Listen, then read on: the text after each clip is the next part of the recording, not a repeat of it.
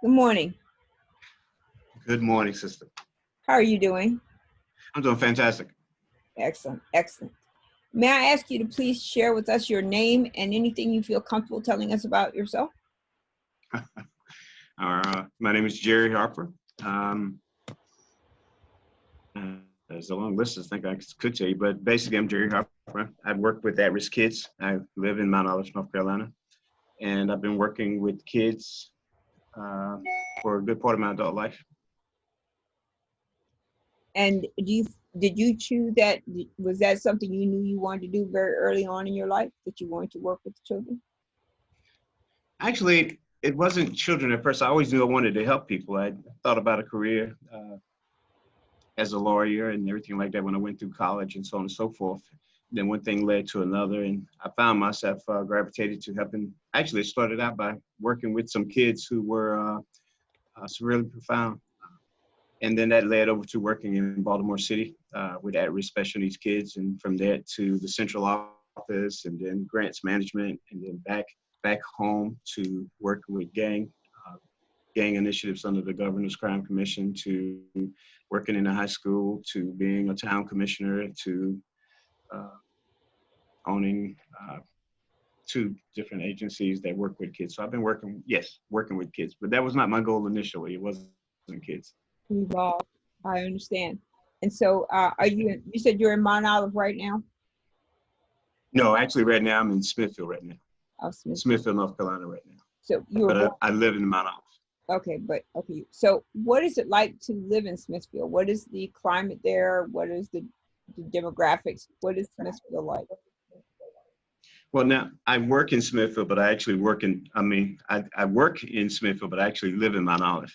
And as far as Mount Olive, these are some trying times. I mean, you make adjustments when you leave. Although I was born and raised here, I moved away, and I lived in Baltimore and New Hampshire and Boston. But moving back home to take care of my mom, it was kind of an adjustment to get back down to the Southern way of life down here. So that was quite an adjustment for my wife and I. Mm-hmm. We made the adjustments.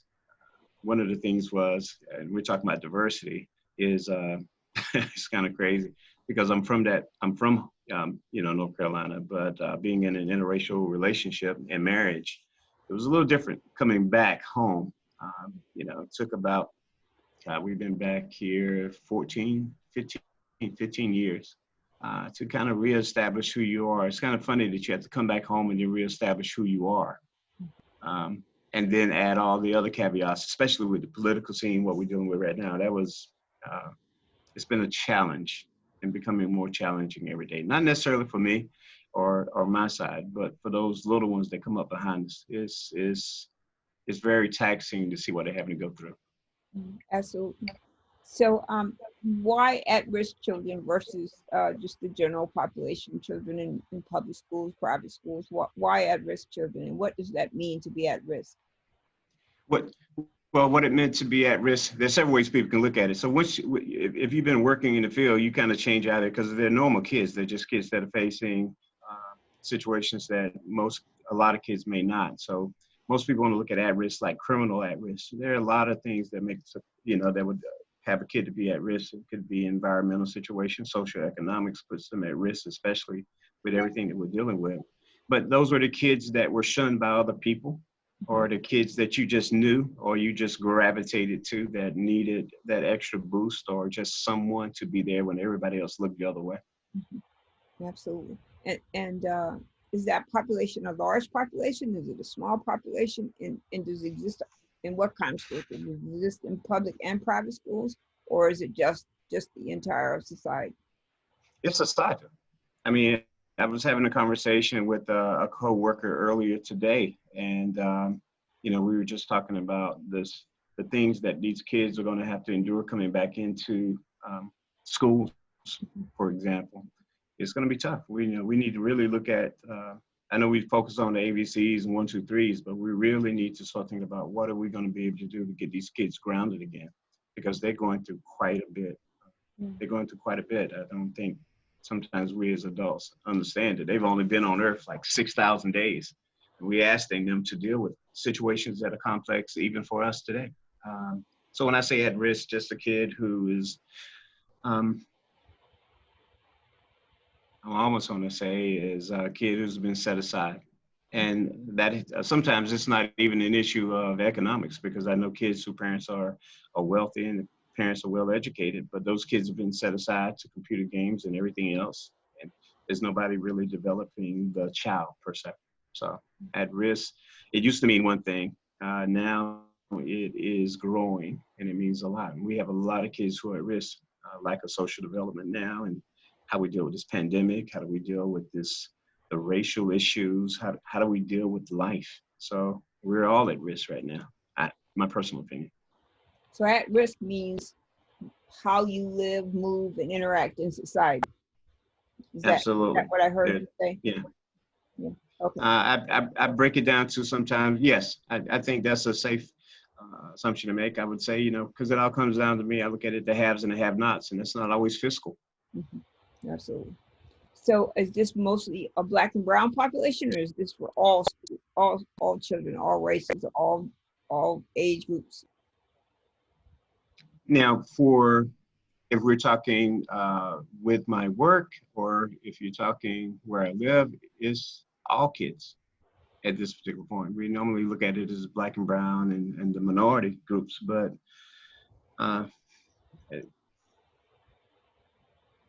we've got a lot of work to do, sister. There's a lot of work to be done. The population in the town that I work, or at least the school that I work, the population is about 45% Hispanic.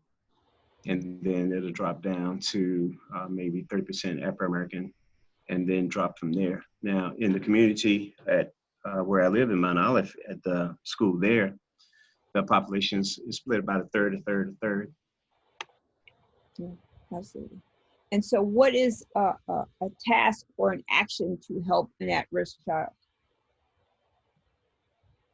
Oh my goodness. First of all, I just look at one mentor. One of the tasks, one of the things I try to take seriously is making sure that we're mentoring these kids and letting them see something other than what they're accustomed to, especially when you start talking rural North Carolina. You know, they're not really introduced to a lot of diversity of people of different backgrounds, religions, so on and so forth. They continue to do what granddaddy did because that's what daddy did and that's what great granny. And so they come up with that belief system and those ideologies.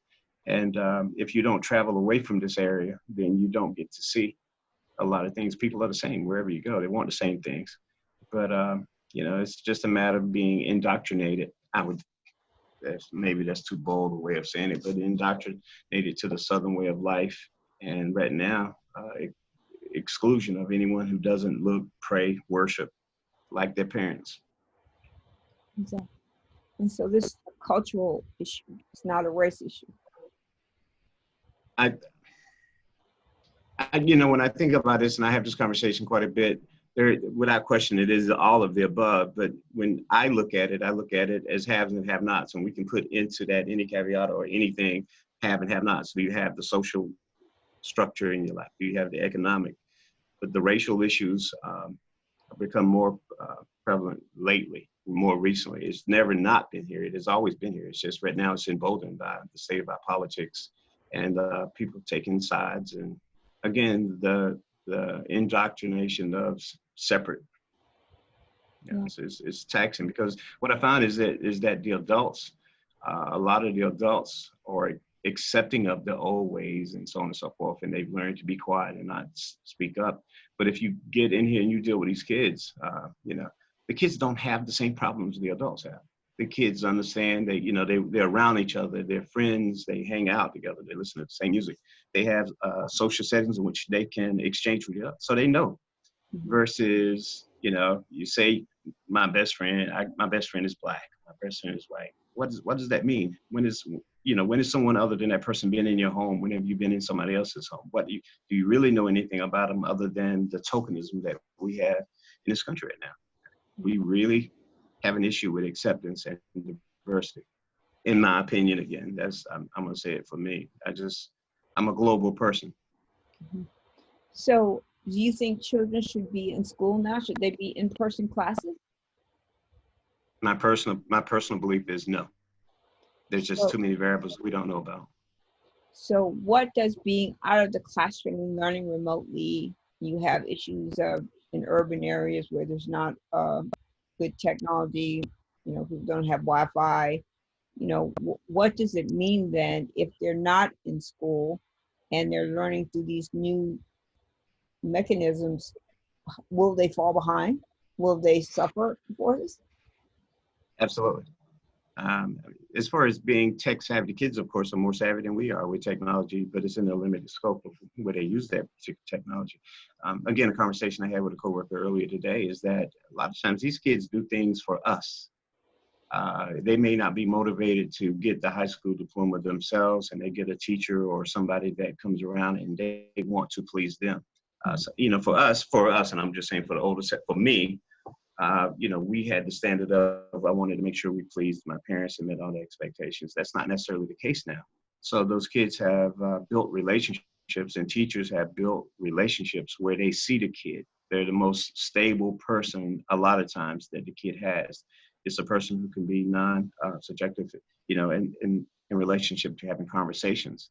And so, yeah, will the kids miss out? Yes, because it is, for me, I look at it this, and I do the behavior side of the job, is that it is the relationships that these kids have that's equally as important as the ABCs and 1, 2, 3s, how to coexist, how to gel, how to go back and forth, how to build confidence and self-esteem. So they're going to miss that. You cannot create that over a computer screen. You have to sense it. You have to be there. They have to, I don't want to say touch and feel, but you have to be a live human being for them to see them. It's one thing to see projections on the screen. It's totally another thing to have a relationship with a person that you see every day. So they're missing out on that part, in addition to the socialization with their peers. So when you ask, is it for as much as I'd like this thing to work, it is extremely concerning to me because there's just an aspect that we don't take into consideration. Test scores will not show this type of development. That's just not it. So we've got a group of kids who've already been pretty much growing up on their own in many instances. And now you're taking away some of those other structures and safeguards that they have. That's my concern with that. And so when is That's, go ahead, I'm sorry. no, I'm just saying, as far as the technology and learning, we can get that. I can go online and get a bachelor's degree. I can go online and get a master's degree. I can go online and get a PhD. Okay, I can get that part. But what is the other part that you can't get if you're a child?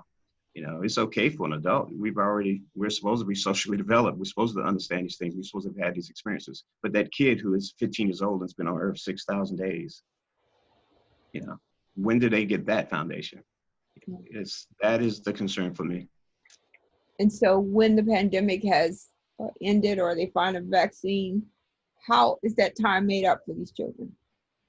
Pardon? I said, when the pandemic is over or they come up with a vaccine, when does that time to make up come for those children to catch up what they've lost from the in-person classes? Right. Unless we rethink the way we educate kids, they're not going to get it from that setting, at least the role. And that's not that teaching and education is a stop-go for everything. I'm just saying that what they're missing, they're going to miss. If we go back and, when kids come back in school and we're focused on getting test scores and making sure you follow the pacing guide, and do this, when do we develop the child? So I don't know that it happens. I don't know that we can ever recover that without some sort of program. And for many kids, mental health counseling to get them through this particular piece. I mean, we've got a larger job than, again, I use this often, the ABCs and 1, 2, 3s. We have got to save these kids and prepare them to be reasonable, rational thinking adults. And that requires interaction.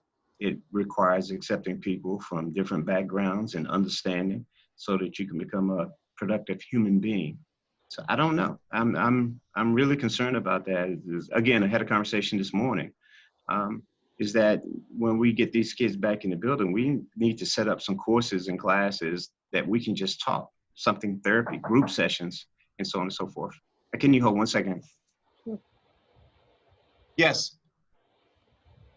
Hey, yeah, I'm busy right now. I'll get back with you. I'll come to your office in a second. Okay, my apologies. That's cool. So that is the concern that I have, is that, yeah, we can always make up the academics. We can do those things. But in the developmental stages of these kids, what are we teaching? And then will we unteach that which has been detrimental to I see. I got that. So the trades change subjects. What is it like to them? be a Black man in America? Yes. I think a lot of the world is starting to see what that's like. It's like, regardless of what you put on the table, that you're still going to be questioning your ability, your worthiness. It is tough. It's a lot of things to fight against. I mean, there's not a time that you don't have to be on your P's and Q's if you're trying to represent and be a role model and mentor to kids. And not only just the kids, but you have to fight the battle of what people think we are. You know, we have to get back to the point of controlling the narrative about who we are, instead of somebody saying this is who we are. Yeah. I think with some of the foolishness that's going on in the world today, you know, I think a lot of the anger is that they're losing the narrative. And the narrative should be controlled by the person speaking, not the person who's trying to redirect it, so to speak. So as a Black male,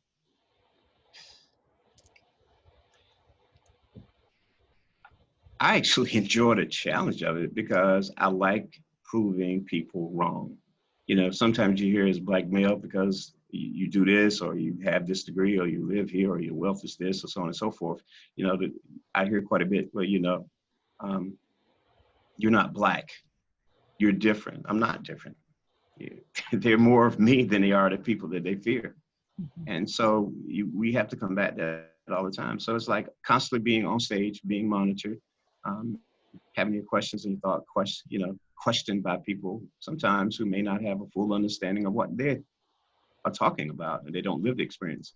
So I think there's a populace of America that's now afraid because they're losing the narrative. You say this, and they tell you this is what it's about, and then you respond to that. I think that's changing. I think a large populace of America has, because of their hypocrisy, lost control of the narrative. You can't claim to be this and then do that. And it's obvious now because it's just blatant. So that is one of the things. I mean, outside of that, I mean, having gone to an HBCU, I got 4 extra years to grow up, and I got to be around my people who were doctors, lawyers, professors, where I was not a minority. And, you know, I've had this conversation with somebody. It's like, when in your life, if you're an Afro-American male, have you been in a population where you were not a minority? My experience was HBCU. You know, in my town, and, you know, you can segregate somebody to a part of the neighborhood, but still a minority in that particular group. But as a college student living on campus, you look around and everybody, you know, for the most part, is like you, at least back when I went to school. We're more integrated now than we ever been. But that gave me a sense of knowing, you know, all wealth, all education, all cultures, all different beliefs, everything. And it's okay. And you fit in. So it wasn't a big transition for me to be able to leave that HBCU and go out and not feel, as an Afro-American male, inferior. Inferior to who? Excellent. Have you ever been in fear for your life? Yes.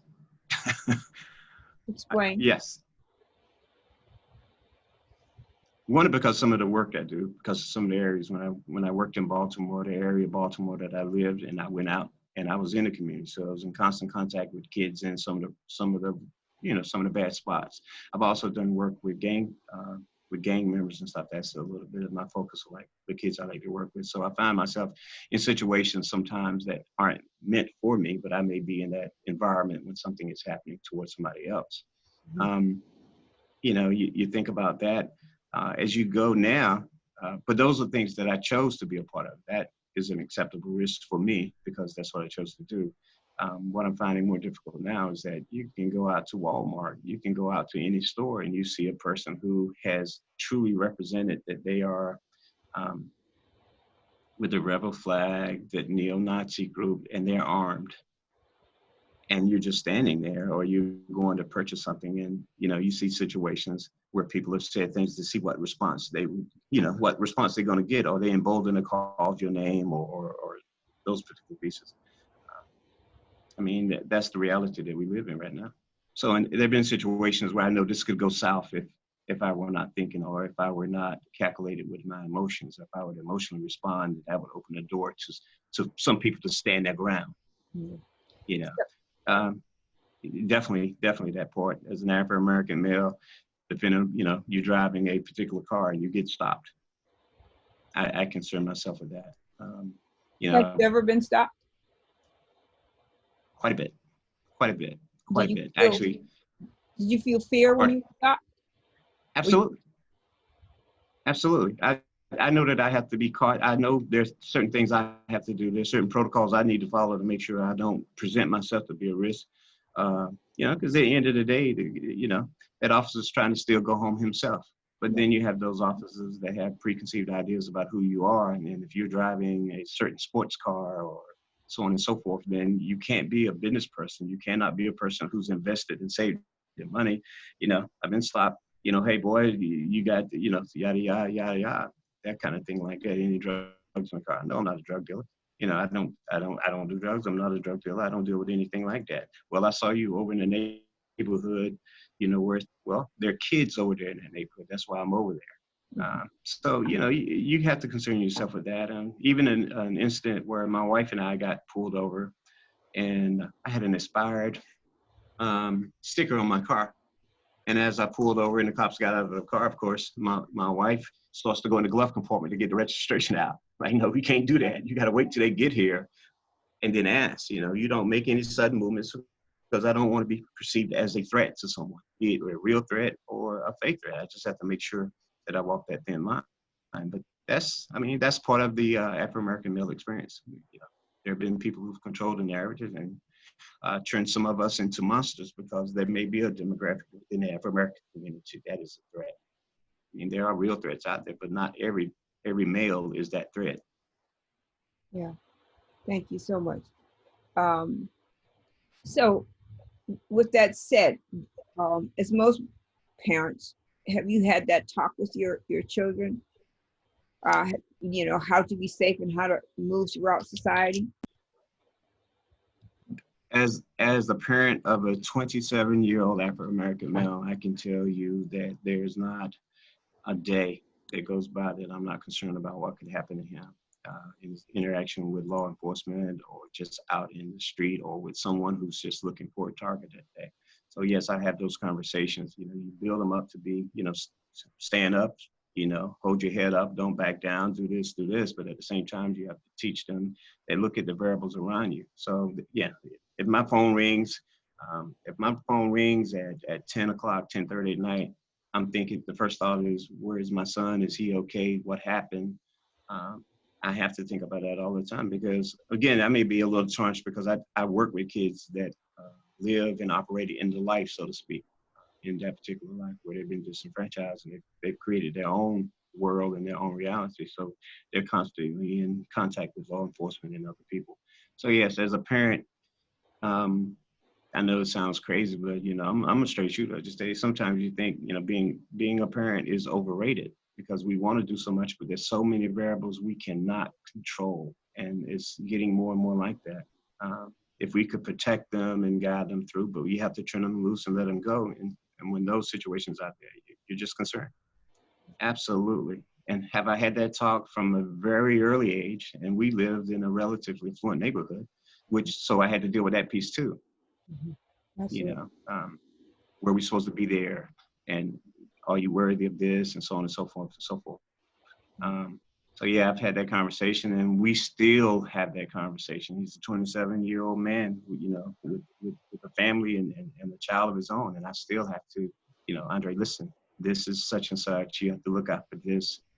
Don't everybody, everybody's not like you. Everybody is not like us. Not everybody approaches everything with compassion and love for everybody. I mean, there are people that are out there that have bought into this spin of who you are, and they're not going to give you a fair opportunity. And he's had that experience with law enforcement where, you know, um, he got into a situation where he had earlier went to a cop to ask for assistance. The cop denied him the assistance, and then somebody just comes up and randomly says, with a group of kids, he was one of them. Later to find out that the kids involved didn't even know who he was. The officer that was there, I don't remember him. Well, officer, if the guy comes up to you and asks you for your assistance, is this going to be the same guy to commit this kind of crime? It doesn't make sense, but it doesn't have to, because he's an Afro-American young male. Dress code or not, it doesn't matter. So we have about 5 minutes left, so I'm going to give the remainder of the time to you to talk about anything that we have not talked about or you want to share. So please. I think one of the things is for me, my family, my son, we've been afforded the opportunity to travel. And we travel in the country and we travel outside of the country. And that's one of the beautiful things, is that when you go somewhere and if you're not on a resort, you get to actually go and talk to people and you get to see how they really live, and you can ask them real questions, outside of, somebody serving you drinks or food in a restaurant. But to be able to get out and talk to people, you'll find that we have so much more in common with the rest of the world than we see on television and all the divisiveness and everything that's going on, and it is sad, because you have people that are in positions that prey on people that don't have the exposure or have never been around anybody outside of passing or in a job. If you're talking to someone of a different religion or a different color, and the only interaction you have with them is at work, then you don't have an understanding of who they are, and you don't have an understanding of their experience. And it's kind of hard to have compassion and empathy for somebody that you don't understand, and that somebody else has told you who they are. I would say to anyone is that, even I've been blessed in my life, but I'm not the exception to the rule. I am the rule. There are more of people doing what I do than there are people that as we see on the media every day, or as they typecast us or whatever. I just wish people would, maybe if they had the opportunity to travel, and they can undo some of the stuff. And then we have to get back and teach the real history of who we are. There's just so much work to be done. And I would say for anyone that may be exposed to this, I question, how can you be a good person? How can you be a good person and allow bad things to happen in your presence and not stand up and say something? This is how we've gotten to where we are now. We're not enemies. We can get rid of the Republican, Democrat, white, black, poor. We can get rid of all of that stuff and break it down to two things. We're haves and have-nots. And we're not a part of the 2%ers. I can't speak for you. I'm not a part of the 2% when it comes to wealth or anything like that. But I also understand what the inequality of the distribution of wealth in America, and who controls the narrative. And I think this is what a lot of people are fearful of now, is they've always been able to control the narrative. And now you can't be credible when you allow certain things. If you accept lies, if you deal with hypocrisy, if you can make an excuse for every single thing, what is the difference between us as American citizens and the parent who comes to school every day and makes a defense for her child who she knows is doing wrong? It's easy to see the parent as being incorrect, and that's not good parenting. Well, what stewardship do we have as a country if we can't accept each other? And then what are we teaching the kids? It is a daunting task, but it's a task we have to face. We don't have the option. Well, we do have the option of destroying ourselves and becoming more separate as a nation, but do we have the option of keeping the democracy? And I don't want to say the Orwell life, because we don't need to go backwards. We need to go forward. There's no time in the Afro-American experience that we really want to go back to. And if you think about it, outside the Afro-American community, unless we're talking about, the South, during the Civil War and the Confederate States and so on and so forth. We got to educate ourselves. That didn't work. It's not going to work now. Nobody's going backwards. And we have to learn to live with each other. And the only way you can do that is understand diversity. It doesn't make you a bad person. It just makes you different. And we're all different. Well, thank you so much for chatting with me today. I appreciate your time. Of course. As soon as the video converts, I will send you a link. I put something in the chat about short bio, because what I normally do is I usually Google the person and whatever comes up, I put out there. And a lot of people don't want that out there. So if there's something you specifically want, your name, where you went to school, where you work, anything like that, then just sure. That. It's not anything. It doesn't have to be long. It can be 2 or 3 things. Just whatever you want me to put out there about you. Sure. I'd be happy to give you that information. I hope I've been somewhat helpful. Absolutely. It's always good to talk to people who are in the struggle.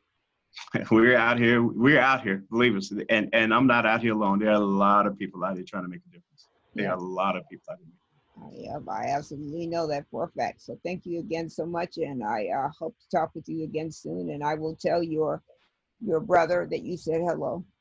That's my double brother. That's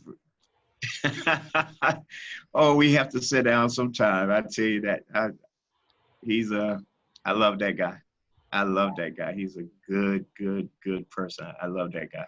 Yeah, I guess you can tell the smile. I mean, this is not fake at all. I mean, I think quite a bit of it. when you said that we're all out here together, my husband to me is the example of a hero because he goes above and beyond what's required. So the Oh, school teacher, you go into the room and the guidelines for being a teacher to me seem so illegal and so unfair because if you could become the president of the United States or found a company or do something and you don't acknowledge an elementary school teacher who made that possible, you pay them the least amount of money you can, you tie their hands to right. what they can and can't do. Most do not get a lunch by themselves.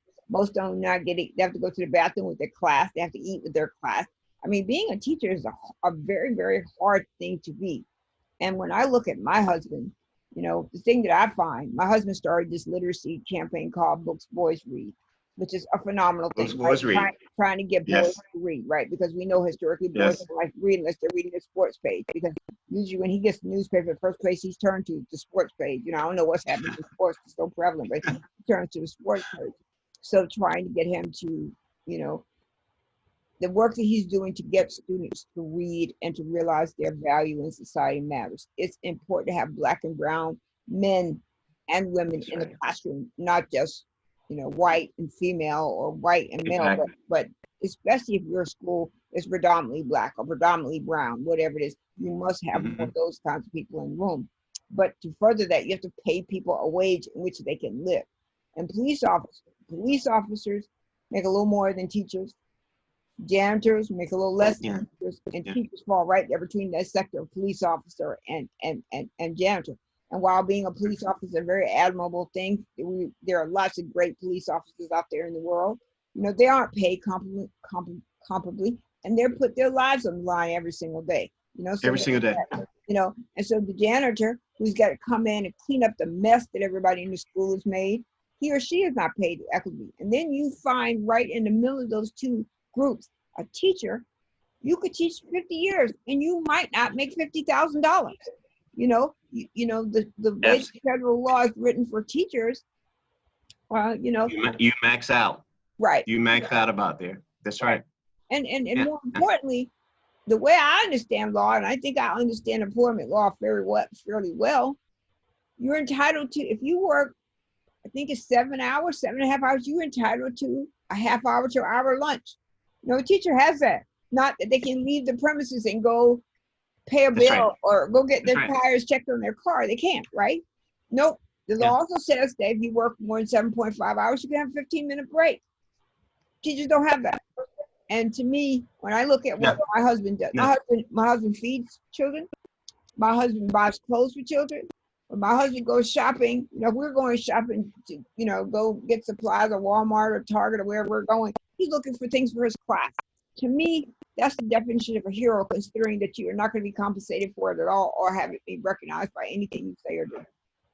So yes, your That's right. brother is a bad man. He is a He- bad man.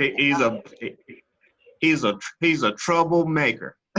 No, he's not. But No, you know no, what? he's not. He's not trouble. He's been no. I mean, in a John Yeah, Lewis way. yeah. He is. He's always been that way. He's Yeah. always been reaching out to people and doing stuff. And we would have conversations when he transferred from Charlotte back to Central, and we were together every single day. Mhm. We go to his dad's shop and we do stuff, and we were together. He has always had that kindred spirit for that kindred spirit for other people. He's you know we're in the same age and same. He's a cat that I look up to, and we're peers as an age and experience. But he's a good man. He's Yeah. got a yeah. And the boys read thing. Yeah, yeah. I smile because he's that dude. Yes, he is. He's that dude. And I'm trying my best to get him to write books. in that space. You know, he overthinks it, so he can't get out of his own way. He's rolling it around in his mind and massaging it too much. But I do think that he has so much What's that knowledge. Taurus thing? Yeah. It's that Taurus thing. Yeah, well, y'all need to fix whatever that is. But whatever it is, the contributions that he makes to society are Huge. exceptional. He's not healthcare, you know, he's not a doctor or nurse and not out here in the middle of this pandemic. But he is what you described earlier, right? You're in the class, you have those face-to-face interpersonal relationships. Now you're doing it digitally. His fear, and I hear this almost every single time I talk, and he has two fears, right? So his fear is these children are going to fall behind. But his other fear is he has a child that that has a That's right. chronic illness. That's So right. I've got to go out there to work, and I could actually kill my child by coming Exactly. home, bringing something that Exactly. I didn't know I had. And so when I Exactly. tell you he's a hero, he's a hero. And when our child was sick, he had been a father unlike any other father I had known. That child could not walk. That child could, you know, That's right. he did everything. And Everything. Yeah. I am so proud of the man that he is. He is such an amazing father, an amazing teacher. And society's blessed to have a Skip Brown. They really are blessed to have a Skip Brown because he's a difference maker. And so that he is your brother and that the two of you are fighting that fight. I'm glad that I am able to say I know you and to know that two of you have a very good relationship and are supporting each other. So thank you again for chatting with Of me, course. and stay well, you know, and don't get in any bad trouble. Stay in good trouble. Oh, yeah. You can always create good trouble if you're making change, Absolutely. positive change. Thank you, sister. Thank you. Take yourself. Be safe. Be safe. Be loved. Thank you. Bye.